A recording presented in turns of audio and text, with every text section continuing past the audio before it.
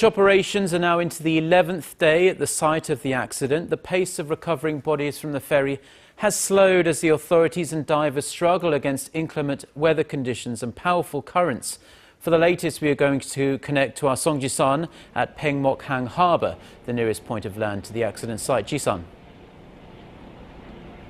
Mark, as you mentioned earlier, the sky has been grim since early this afternoon, and even rain is in forecast for later tonight. And with this wind and the current getting stronger, rescuers can only get into water at a certain time of the day, and only 2 time windows are open for later tonight after 6:30 and after midnight. Now, 2 more female bodies of Danwon High School students were recovered this Saturday, raising the death toll to 187, with 115 still unaccounted for. Divers are focusing their search on the 4th level of the ferry, as this is where the cabins of most of the Danwon High School students were located.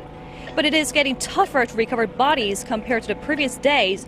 1, because of the strong currents getting stronger over the weekend, and 2, because of the debris within the ferry, like broken furniture and cargo.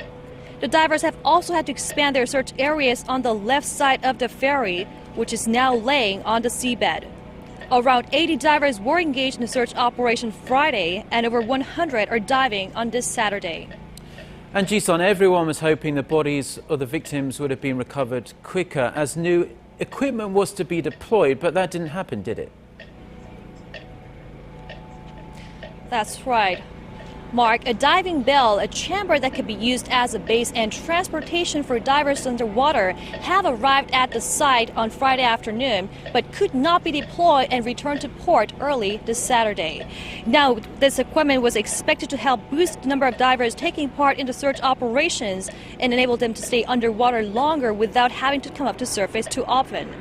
Now, employing this new equipment was part of the parents' request to actually boost the number of divers working in the water, but it's unclear when the diving bell might be deployed as the conditions are expected to worsen over the next few days.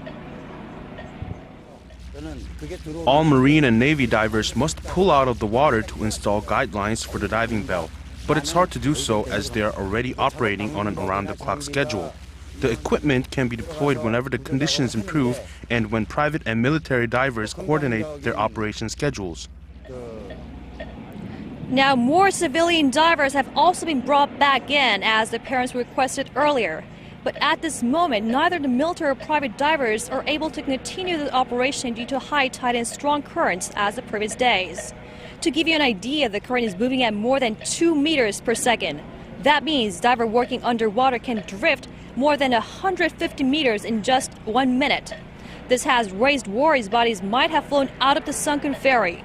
Because of this, authorities have increased the number of boats searching the waters and also expand the radius by 60 kilometers. This has been Song Ji-sun reporting live from Paengmok-hang Harbor in Sinju, Chindo.